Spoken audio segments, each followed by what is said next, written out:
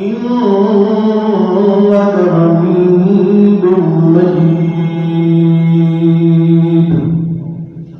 اللهم بارك على محمد وعلى آل محمد كما باركت على إبراهيم وعلى آل إبراهيم إنك حميد مجيد.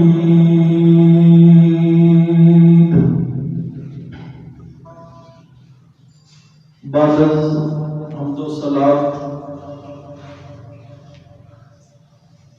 لائق سب احترام و تکریم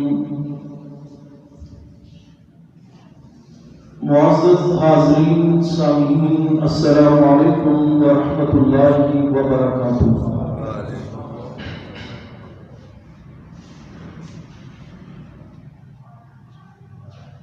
گفتگو شروع کرنے سے پہلے ایک بات بطور وضاحت عرض کر دینا چاہتا ہوں کہ ہمارا یہ بیان لائیو نشر ہو رہا ہے تاکہ لوگ گھروں میں بیٹھ کے استفادہ حاصل کر سکیں.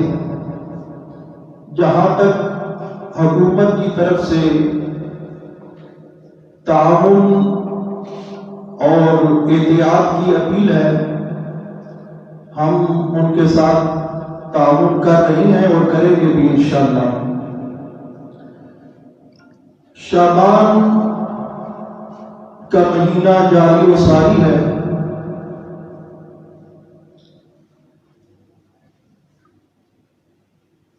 اس مہینے میں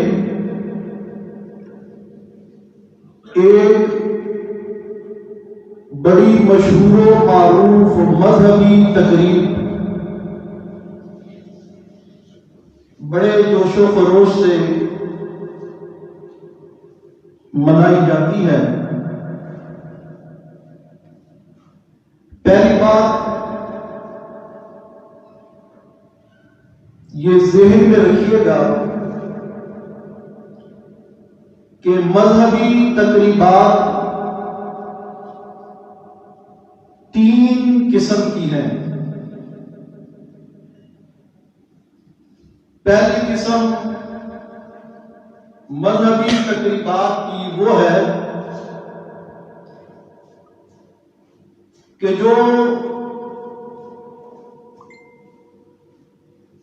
قرآن و حدیث سے، شریعت سے ثابت ہے،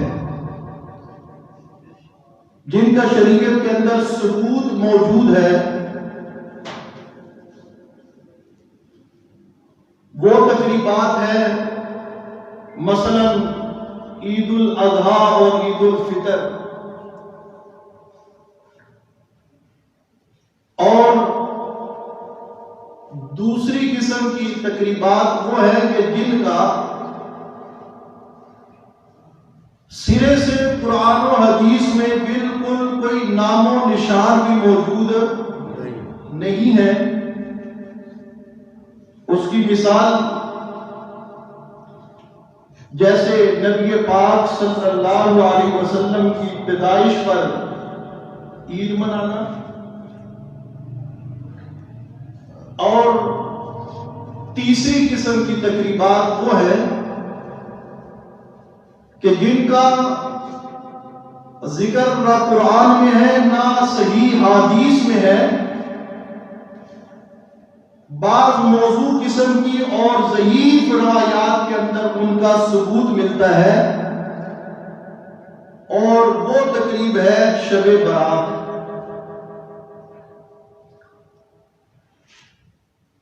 دین نام ہے قرآن و سنت کا،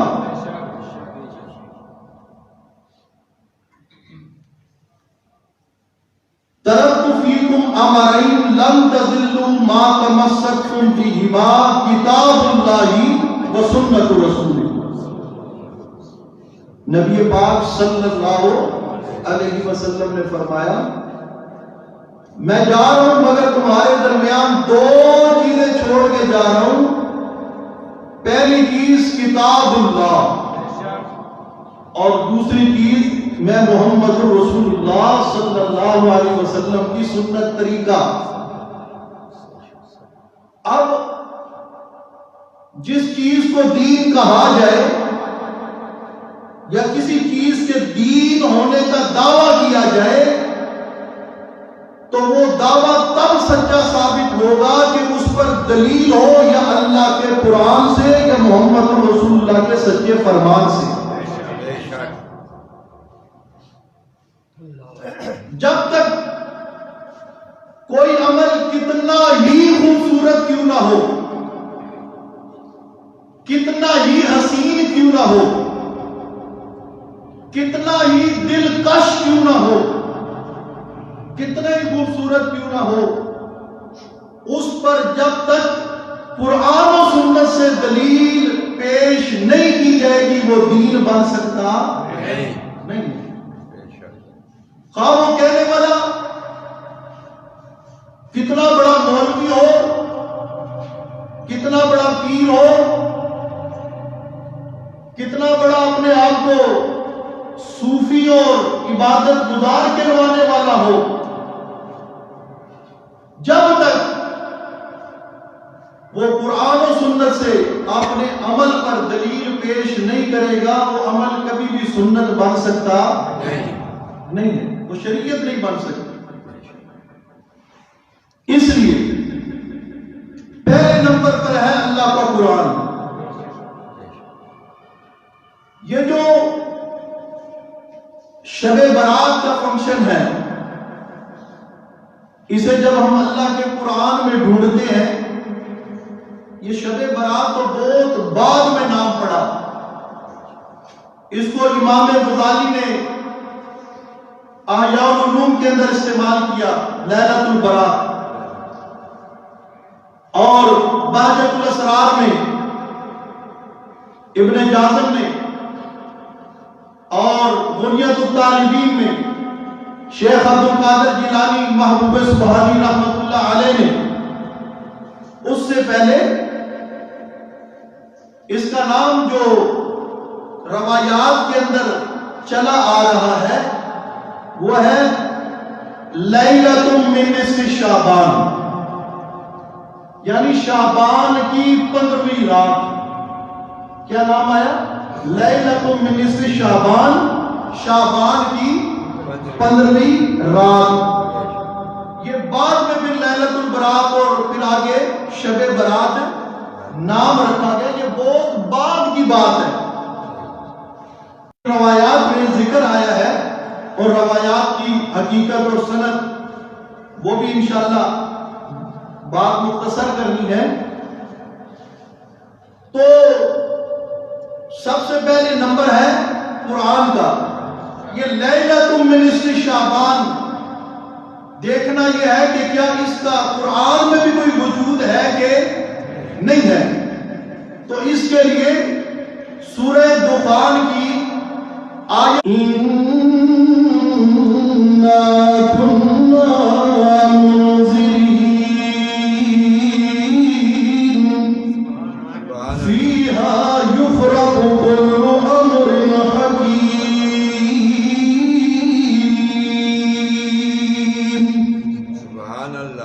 یہاں اللہ پاک فرما رہے ہیں اِنَّا أَنزَلْنَاهُ فِي لَيْلَةٍ مُبَارَكَةٍ، کہ ہم نے اس قرآن کو نازل کیا فی لیلۃ مبارکۃ، ایک برکت والی رات میں.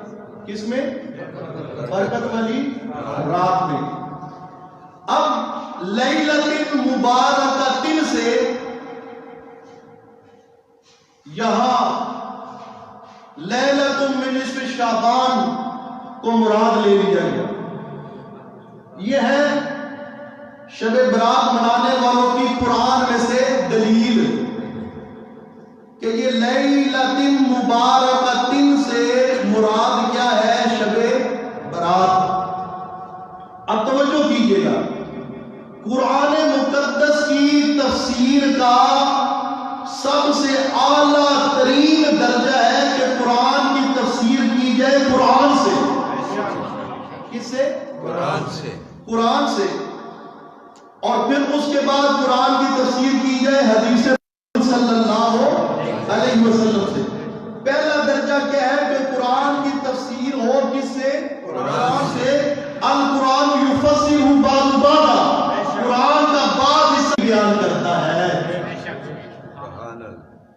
اب یہاں فرمایا اِنَّا أَنزَلْنَاهُ فِي لَيْلَةٍ مُبَارَكَةٍ، ہم نے قرآن کو نازل کیا برکت والی رات میں. اچھا، کوئی مولوی تشریح نہیں کر رہا، کوئی پیر وضاحت نہیں کر رہا.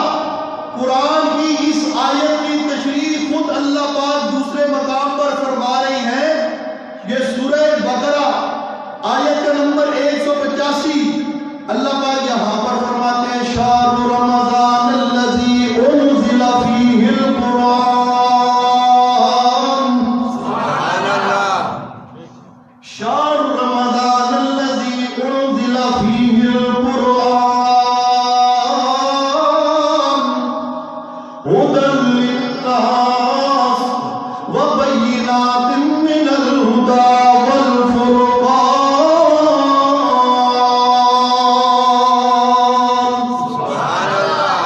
رمضان کا مہینہ وہ مہینہ ہے کہ جس مہینے میں انزل فیہ القرآن،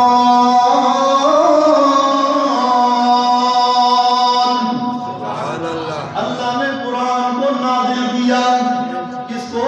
قرآن کو. اِنَّا أَنزَلْنَاهُ فِي لَيْلَةٍ مُبَارَكَةٍ، برکت والی رات میں قرآن نازل ہوا. اور وہ برکت والی رات کون سی ہے؟ کس مہینے میں؟ شہر رمضان الذی انزل فیہ القرآن. سبحان اللہ. وہ شعبان میں نہیں ہے، کس میں ہے؟ وہ یہ شعبان میں نہیں ہے، کس میں ہے؟ رمضان میں. رمضان میں. سورہ بقرہ آیت نمبر پتہ چلا اِنَّا أَنزَلْنَاهُ فِي لَيْلَةٍ مُبَارَكَةٍ کا تعلق رمضان سے ہے. کس سے ہے؟ رمضان سے. رمضان سے. اور پھر آگے اللہ پاک نے آخری پارے میں سورہ قدر بالکل وضاحت فرما دی. اللہ پاک فرما رہے ہیں مشہور سورت اِنَّا أَنزَلْنَاهُ فِي لَيْلَةِ الْقَدْرِ، ہم نے اس قرآن کو نازل کیا فی لیلۃ القدر. فی لیلۃ القدر، لیلۃ القدر میں، شب قدر میں. اور وہ شب قدر وما ادراک ما لیلۃ القدر، تمہیں کیا معلوم ہو لیلۃ القدر کیا ہے؟ لیلۃ القدر خیر من الف شہر، وہ 1000 مہینوں کی راتوں سے افضل رات ہے. سبحان اللہ. وہ 1000 مہینوں کی راتوں سے افضل رات ہے. اور یہ وہ رات ہے تنزل الملائکۃ والروح فیہا بإذن ربہم من کل امر. میں اس رات اللہ کی طرف سے فرشتے نازل ہوتے ہیں. والروح، جبریل امین بھی. سبحان اللہ. بات سمجھ آ رہی کہ نہیں؟ اور بِإِذْنِ رَبِّهِمْ، کس کے اذن سے؟ اللہ. کس کے حکم سے؟ اللہ سے. مِنْ كُلِّ أَمْرٍ، ہر قسم کا حکم لے کر، امر لے کر. کس نے جینا ہے، کس نے مرنا ہے، کس کو کتنا رزق ملنا ہے. اِنَّا أَنزَلْنَاهُ فِي لَيْلَةِ الْقَدْرِ، یعنی یہ سارے اوصاف جو شب قدر کے بیان کیا، لیلت اس کے شب برات کے بیان کیے جاتے ہیں، یہ سارے اوصاف کس کے ہیں؟ لیلت القدر کے. کس کے؟ لیلت القدر کے. تو قرآن مقدس کا جب مطالعہ کیا اور قرآن مقدس کے دلائل کو دیکھا تو پتا چلا کہ لیلت القدر اور لیلت من نصف شعبان شیء واحد، یہ ایک چیز ہے. یہ دو راتیں نہیں، یہ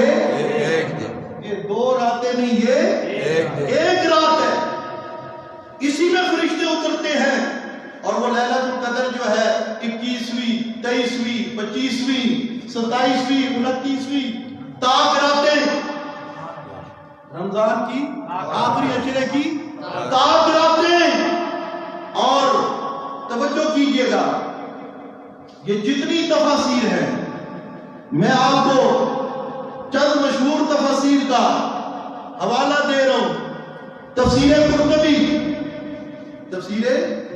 قرطبی میں امام قرطبی نے واضح طور پر لکھا، اور میں قال ابو بکر بن العربی وجمہور العلماء علی انہا لیلۃ القدر ومنها من قال انہا لیلۃ نصف شعبان وہو باطل. وہ فرماتے ہیں کہ ابو بکر بن عربی اور جمہور علماء اس بات پر متفق ہیں کہ لیلۃ المبارکۃ سے مراد لیلۃ القدر ہے. کیا ہے؟ لیلۃ القدر ہے. یہ اہل سنت کے مفسرین ہیں اور ان پر کسی کا کوئی اختلاف بھی نہیں ہے. یہ ان مفسرین کا حوالہ میں دے رہا ہوں اور وہ فرماتے ہیں کہ جنہوں نے اس سے لیلۃ من نصف شعبان مراد لیا ہے لیلۃ مبارکۃ سے، فرمایا وہو باطل، ان کا یہ قول باطل ہے. جمہور علماء کہہ رہے ہیں ان کا یہ قول باطل ہے. کیوں؟ آگے دلیل، لأن اللہ تعالی قال فی کتابہ الصادق القاتم شہر رمضان الذی انزل فیہ القرآن.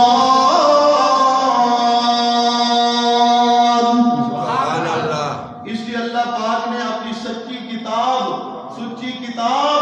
حق بیان کر دینے والی کتاب میں فرما دیا کہ رمضان کا مہینہ وہ ہے جس میں کیا نازل ہوا؟ قرآن نازل ہوا. علامہ علوسی صاحب روح المعانی وہ بھی لکھتے ہیں یہ لیلۃ القدر. علامہ روی عن ابن عباس و قتادہ و ابن جبیر و مجاہد و ابن زید و حسن و علی اکثر المفسرین، وہ فرماتے ہیں اتنے مفسرین کا نام گنوا کر کہ یہ بھی سارے اس بات پر متفق ہیں لیلۃ مبارکۃ سے مراد شب برات نہیں، شب قدر ہے. شب قدر ہے. اور توجہ کیجئے، اس کے بارے میں جتنی حدیث آئی تفسیر قرطبی میں بڑی وضاحت کے ساتھ لکھا گیا. اس میں امام قرطبی کا حوالہ دے رہا ہوں. کس کا؟ آج کے کسی مولوی پیر کا نہیں دے رہا، کسی اپنی جماعت کے بڑے بزرگ کا نہیں دے رہا، امام قرطبی کا حوالہ دے رہا ہوں. اور وہ احکام قرآن کا بھی حوالہ دے رہے ہیں. توجہ کیجئے گا، فرمایا کہ وَلَيْسَ فِي لَيْلَةٍ مِّن نِّصْفِ شَعْبَانَ حَدِيثٌ يُعْلُ عَلَيْهِ لَا فِي فَضْلِهَا وَلَا فِي نَسْخِ الْآجَالِ فِيهَا فَلَا تَلْتَفِتُ إِلَيْهَا. فرمایا کہ اس کے متعلق توجہ کیجئے گا، اس کے متعلق، کس کے متعلق؟ شب برات کے متعلق جتنی بھی حدیث آتی ہے فلا تلتفت الیہا، ان کی طرف بالکل دیکھنا بھی نہیں چاہیے. ان کی طرف بالکل دیکھنا بھی نہیں چاہیے. یہ میں نہیں کہہ رہا، امام قرطبی کہہ رہے ہیں. کون کہہ رہے ہیں؟ امام قرطبی کہہ رہے ہیں اور دیگر بڑے بڑے مفسرین اور محدثین فرما رہے ہیں. توجہ کیجئے. اسی طرح جو باقی تفسیر ہے، تفسیر عثمانی اردو میں لکھی ہوئی ہے، تفسیر ماجدی، تفسیر بیان القرآن، تفسیر تفہیم القرآن مودودی صاحب کی، اور تفسیر معارف القرآن، تفسیر ضیاء القرآن پیر کرم شاہ الازہری کی. ان ساری تفاسیر میں اس لیلۃ مبارکۃ کے تحت انہوں نے لکھا اس میں 2 قول ہیں. کتنے قول ہیں؟ 2 قول. پہلا قول کہ اس سے مراد شب قدر ہے. کیا ہے؟ لیلۃ القدر ہے. دوسرا قول لیلۃ من نصف شعبان ہے، یعنی یہ شب برات ہے. فرماتے 2 قول ہیں ان ساری تفاسیر میں، آپ دیکھ لیجئے. اور پھر یہ دونوں قول ذکر کر کے لکھتے ہیں کہ پہلے والا قول راجح اور اصح ہے. پہلے والا قول یعنی شب قدر والا لیلۃ القدر والا اصح اور راجح ہے، تو آپ بتائیں راجح اور اصح پر عمل کیا جاتا ہے یا جو غیر راجح اور غیر اصح ہو اس پر عمل کیا جاتا ہے؟ اور اسی طرح تفسیر مظہری میں قاضی ثناء اللہ پانی پتی فرماتے ہیں، وہ فرماتے ہیں کہ جو لیلۃ مبارکۃ سے شب برات مراد لیتے ہیں ان کا یہ مراد لینا غلط ہے۔ تفسیر ابن کثیر میں لکھا، فرماتے ہیں کہ جی یہ بات کہ اس سے شب برات مراد ہے، جو یہ مراد لے وہ ٹھیک بات سے دور پڑ گیا، وہ ٹھیک بات سے دور پڑ گیا۔ امام نووی شارح مسلم فرماتے ہیں کہ جو لیلۃ المبارکۃ سے شب برات مراد لیتا ہے وہ خطا میں پڑ گیا۔ امام نووی شارح مسلم وہ کیا فرماتے ہیں؟ وہ خطا میں پڑ گیا، غلطی پر ہے۔ اور بہت کنز الایمان احمد رضا خان بریلوی نہیں مراد آبادی کنز الایمان میں یہ لکھتے ہیں، دونوں قول نقل کرنے کے بعد پہلا قول شب قدر مراد، دوسرا قول شب برات، آگے لکھتے ہیں کہ پہلا قول صحیح ہے، پہلا قول صحیح ہے۔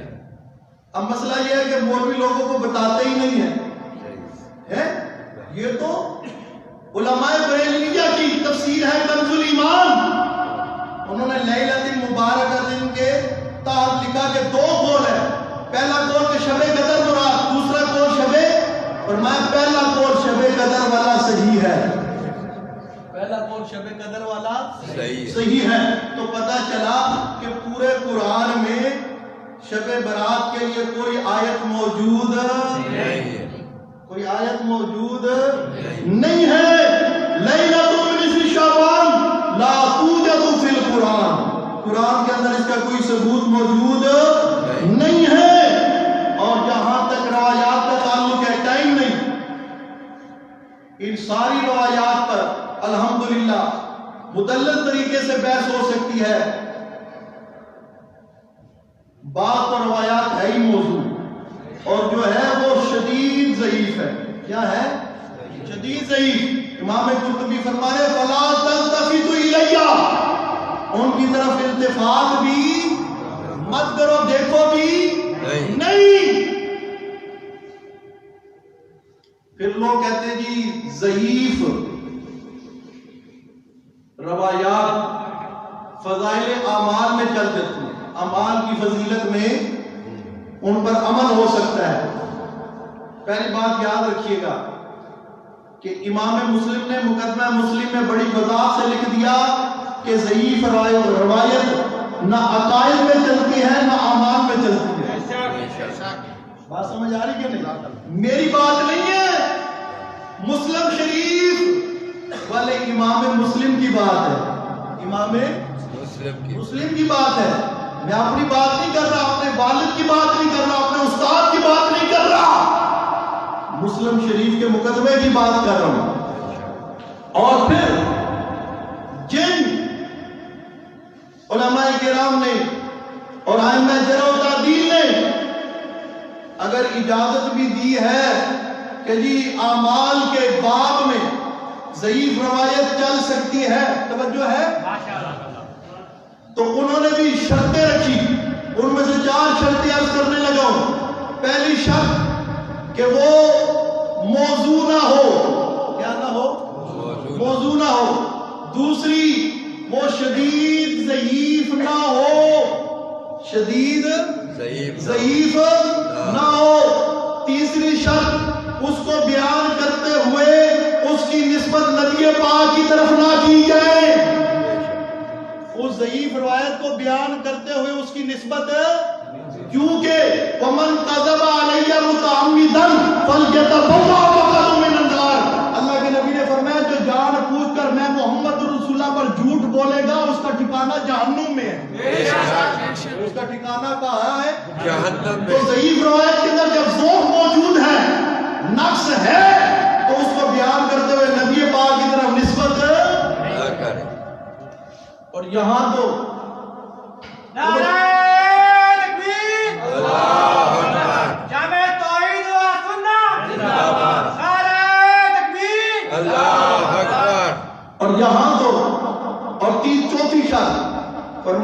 اس سے ضعیف روایت سے کسی آل باطل کا شعار ثابت نہ ہوتا ہو، آل باطل کا شعار ثابت نہ ہوتا ہو۔ اور اب ان چاروں شرطوں کو دیکھیے، اکثر روایات موضوع اور شدید ترین ضعیف، اور تیسرے نمبر پر جو شب برات کے فضائل بیان کرتے ہیں نسبت نبی پاک کی طرف کرتے ہیں۔ کس کی طرف کرتے ہیں؟ نبی پاک صلی اللہ علیہ وسلم کی طرف کرتے ہیں۔ اور میں ضعیف روایت اگر فضائل ایمان میں چلے بھی تو یہ شرط ہے کہ اس کی نسبت نبی پاک کی طرف، اور آگے نبی پاک کی طرف نسبت نہ کرے، ویسے بیان کرے، کوئی بھی ماننے کے لیے تیار نہیں ہے، کوئی بھی عمل کرنے کے لیے تیار نہیں ہوگا۔ اور چوتھی چیز، آل باطل کا شعار ثابت نہ ہو۔ سبائیوں کے ہاں یہ رات بڑی متبرک ہے، انہوں نے سنیوں کو دے دی۔ وہ کہتے ہیں اس دن صاحب امر علیہ السلام پیدا ہوئے۔